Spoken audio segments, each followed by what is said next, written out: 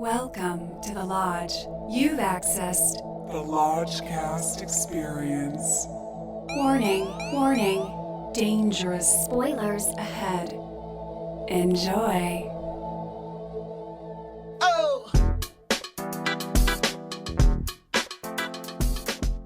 Hello and welcome to another edition of Lockdown Hot Takes. I'm your Lodge Master. With me as always is Brother Bishki. Hey. Brother Lucas is off for tonight, but we have a beautiful guest, one of the all-time greats. It's Brother Nathan. Hey guys, I miss your faces. Oh gosh. It's been a while. Missing doesn't even begin to cover it, you guys. Oh my God. But Same. This movie, we had a little bit of community going on because we went back to the Mission Tiki drive-in, y'all.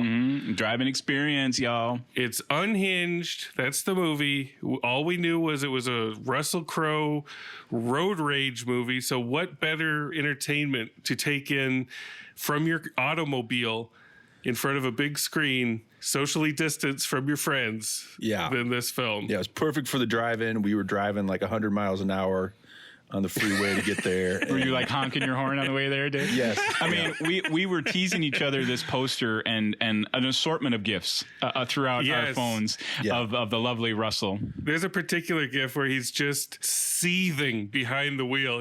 He's just gnashing his teeth. And whenever anything would go wrong this year, which is pretty much every minute of every hour, Bishki would send that gif and it would make me laugh every time. Yeah, it gets me every time. Even before we saw the movie, its reputation preceded itself, and we were in the mood for some road crow. Yeah, and it's been a month, but I have some memories of the drive-in. Yeah, we should say that. It's been a month since we've It's been a month. Yeah, we were going to do this 2 weeks ago. It's going to be a fuzzy hot take. Test our memories as older men here.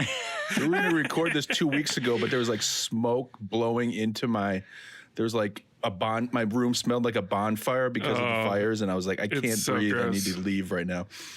And so I'm in Minnesota right now. Through the miracle of technology, we are still as one recording this tonight, Different even though time Brother zones. Bishki is far away. I drove unhinged across the country, and I'm in a Minnesota basement right now. You were just looping that Russell Crowe face the entire time, the entire drive. Yeah. Just leering at people as you pass by. Don't cut me off, sucker. Sweet Brother Lucas, he got burned once when we went to the drive-in, and I think he's a little gun shy about returning. So Never again. We let him have tonight off, but I think he would have enjoyed this for what it was, all things considered. Because, again, you have to take into consideration the setting. It's like if you go to a dine-in movie theater and you have a great meal, the movie's going up a bone. Like, I don't give a shit what the movie is. It's like a jaw screening when you're in the water on an inner tube. Exactly. Yeah, Precisely, Nathan. Yeah. And this, if you're in a car watching Russell Crowe in a car for the majority of the film, you feel a synergy with him that is very special. Every time the screen gets hit with headlights, you're like, this fucker. Oh my God. So I remember seeing a couple interviews with Russell Crowe about this movie beforehand, and his main thing was, you don't know what you're in for. Get ready. This is not your grandpa's thriller. Like, this is going to get you. It's going to get you. So he wasn't lying. He wasn't fucking lying. The first scene, he's sitting out in his car. Oh, yeah, we got to talk about this. Just fucking grimacing at this house. And we come to learn that it's his ex-wife's house or his estranged wife's house. And he goes in there with a hammer. Oh, man. Kills both her and her lover and then burns their house down. Yeah. That's the first scene. Yeah, that brutal opener, that double murder opener, because a lot of it plays on audio too. Like he goes in and leaves the car, and then you hear hammers. You hear screams and hammers and clunks and wet clunks. Wet clunks, bro. Wet clunks. And I mean, it really sets the stage. I thought. I mean, it's brutal, man. Yeah, all bets are off at that point. And at that point, I was like, Russell didn't lie to us. He's in it to win it. Like, he is all the way in for this. Because if you're trying to be likable or if you're trying to be like Mr. Movie Star, you don't start your movie with a brutal hammer double murder. It's hard to do. It's hard to do press junkets when it opens like that. You're like, oh, my character, Oh. Tell us about your character, Russell. Yeah, which is great. A departure for him is needed, right? Yes. Yeah, and we kind of thought it was going to be like Falling Down from the trailer, but he's immediately unhinged. So it didn't take anything. He's just unhinged. It's just he's unhinged. He's a maniac. A villain. Yeah, a villain. And so he also has a weird Southern accent in this, which I chalk up to anybody who was in charge didn't get a say in whether or not he got to do this accent. He decided. He's like, I'm here. I'm taking a pay cut. I'm doing whatever the fuck I want. And his Southern accent. What was his prep? What was his prep on this? Gain 200 pounds? I mean, he's big as... we'll talk about his weight. I'm sure it's going to come up in peaks, but he's as big as a house, man. Yeah. He's as big as a house. And his accent is going in and out every other scene. I love that shit. I love that when nobody is checking an actor and they are exploring an accent that they are totally out of their depth with, and it's going in and out every scene. I love when that happens. I think he's coming off of Roger Ailes. He was in that TV show as Roger Ailes, and he probably gained a ton of weight for that. So he's just like, he's like, if you want to cast me, right? Yeah. Yeah. He's like, he's become me Roger big Ailes. and sweaty. Here I come. Like, yeah. If I can be 300 pounds and like talking about his appearance and his voice, I mean, like those were half of my notes. Like to describe his voice. I mean, you mentioned the Southern.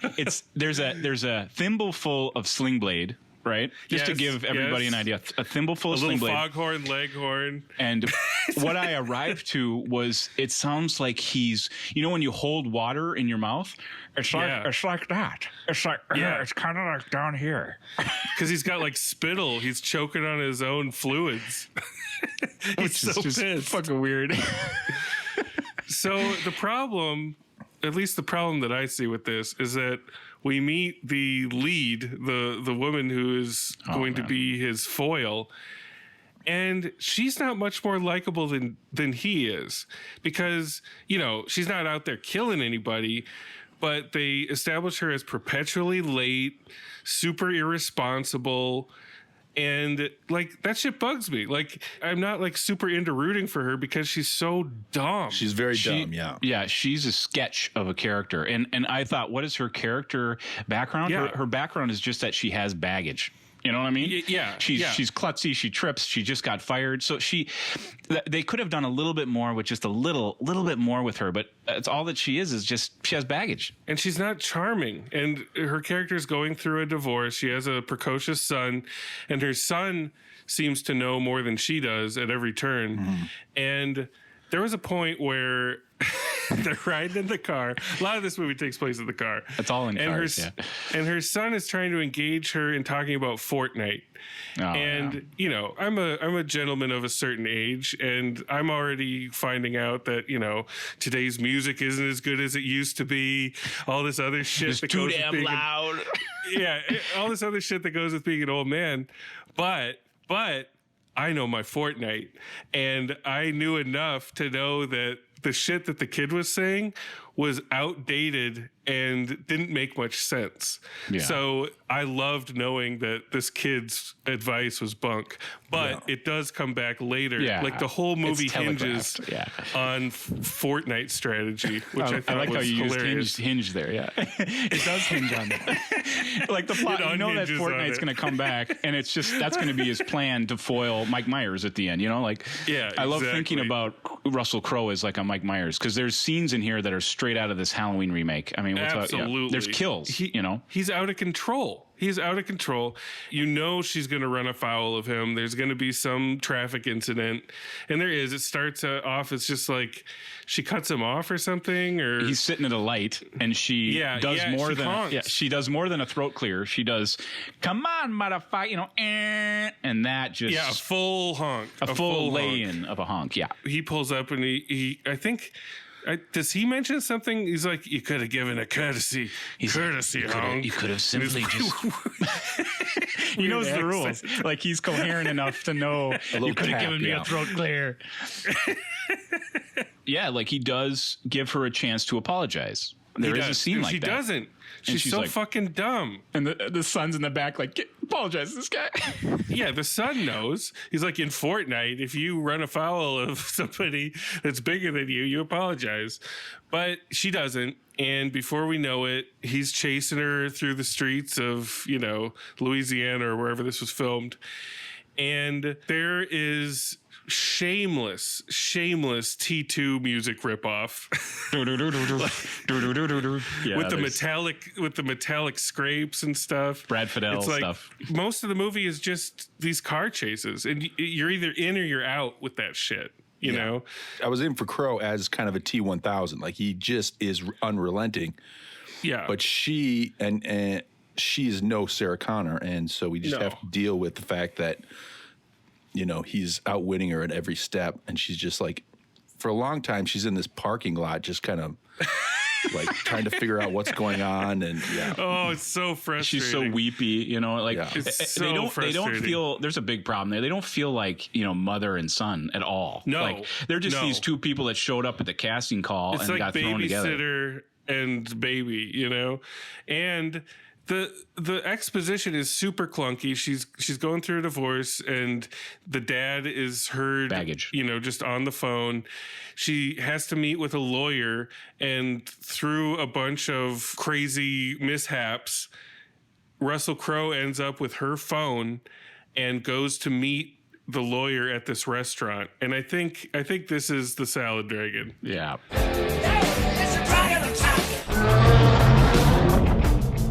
So Russell crams himself into a booth across from this dude, and he, just like in Cape Fear, he calls the guy counselor. Like, come on. Southern accent, so he does. Yeah, he sounds like it. Counselor. I wouldn't be surprised if Crowe insisted on having a Southern accent just to be able to say counselor. Like, he back programmed it so that he could do an homage. Come out, wherever you are. I'm surprised he didn't say that. My mind goes there every time I hear counselor. I'm surprised he didn't say that 100%. I did a little research on the writer. It's Carl Ellsworth. He did Disturbia and Red Eye, which is another one of these. That makes sense. Those are far superior. I mean, Red Eye is kind of a guilty pleasure for me. But those are those one day, one time movies, and a lot of the times those movies get, they get looked down upon because they're hard to write. As a writer, because she could just pick up a phone. And just call somebody or drive to a police station, and we're all thinking that, and the movie's over. A lot of things. The movie's over. But I felt like there was a few times where it did continue, and and plausibly kept us in the car being chased by this guy, like the phone incident where he takes her phone, starts reading her contacts, which is one of my favorite scenes. So he meets with the counselor, and slowly but surely the counselor realizes that he's not the friend that he says he is. He's this psycho that she's trying to warn him about, this guy that's chasing her. And Russell ends up... Wait, what happens? Does he stab him? He grabs him and does like a face plant with him. Boom! And the guy's bewildered. But then there's a full pull down and a stab in the back, like the nape of the neck. Yes. And everyone's freaking out in this Denny's or whatever they were. He stabs him with the Denny's knife, with the salad fork. It's either a knife or a pen or a salad fork. I can't remember. This is where we get fuzzy. Omniscient editorial note. He bludgeons the lawyer with a coffee mug and then stabs him in the neck with a butter knife. It is super violent, super bloody. It is. People are taping it on their cell phones, and you just see Russell Crowe hulking around in this diner. Oh my God, what if you saw that in real life? Yeah. My God. It's amazing he got into that booth, the size of him. Yeah. Well, the next point, he goes to the brother of our hero, and there I thought was kind of a mini dragon. He lights the brother on fire and throws him at a copy machine. Do you remember this? Yes. That's coming back to me. Yeah. This is like a freaking horror show. It's like Freddy Krueger. Yeah. Yeah. I mean, this movie, it's pure drive-in grindhouse bullshit. Yeah. You know? It's definitely in that vein. You're supposed to be smoking while you watch this, making out while you watch this. You're supposed to have one eye on something else. And if you can get into that mindset, you'll have a great time. But if you're sitting down with your fingers tented in front of your face looking for a coherent thriller, that's not what you're getting here. I'm all for these. I'm all for these, like, one day, one action, like me too. I love that shit. Like, that's what got me there, right? I mean, overall, I don't know if it used Russell as well as it could have. I really love him, and he was there to play. The thing about him, he has nothing to lose. He doesn't care if he dies or and that sets it up, and it could go any way. And I don't know if it got like fully extreme for me. I mean, it does in a Mike Myers Halloween remake way, but like it could have gone even further. And if you actually cared about the characters, this shit would hit way harder. If Russell Crowe's character had a little bit of shading to him, that he wasn't just completely psycho, it could have been down. It could have been way more interesting. Like falling down, yeah. You just need a little nugget of him prior to this madness, I mean, I like him unhinged too, but I like you're him not completely unhinged. Your movie's going to stay at a certain level of shallow. To come back to this girl, though, I mean, she really was the drip. I felt she was very weepy, and we didn't talk about that. She looks almost exactly like Rey from Star Wars. I mean, I called her Disneyland cast member Rey. You know how they come up to you and like, damn, she's good. Like, damn, she's good, but it's not right. It's sort of not right. Yeah. It's just a little off, and that makes it way off. The kid was in the Child's Play remake. He's not great. Okay. He's okay. Listen, you were banging on that kid during the Child's Play remake. That kid is good at looking sad and or scared. Oh yeah, that's right. I mean, we gotta give credit where due, because there's always going to be a demand for scared, crying children in movies that can do it believably. Yeah, he was Andy. Okay. I'm just sour on the Child's Play remake, which Lodgemaster. Of course. Understandable. All right, we could keep fuzzily reminiscing about this, or we could just go to them unhinged bones. I can feel it in my bones. Nathan, just swing all the way through. What do you got here? Well, like, I love this kind of stuff. I mean, it's a genre movie, it's a B movie, and it has grindhouse elements, and I was excited that Russell would stoop to this, Yes. I kind of love that he would just be like, I'm going to kill everybody, and that's the whole draw. It's a good sign of things to come, maybe. If he's willing to do something like this, then he's willing to do better stuff that's still in this area, Yeah, like, let him play in these dark worlds. I didn't find a lot here for myself. I mean, to me, there's not a lot of meat on the bones. I thought the girl and there were weird ages, the girl and then the son. And then there's a brother character who's like, he should have been older. Yeah. It was just so confusing, the age. I don't know who they were appealing to. So to me, it just didn't. And there's a couple of things where characters are set up, like protectors at a gas station came and just set up for Russell to hit like a hammer and a nail.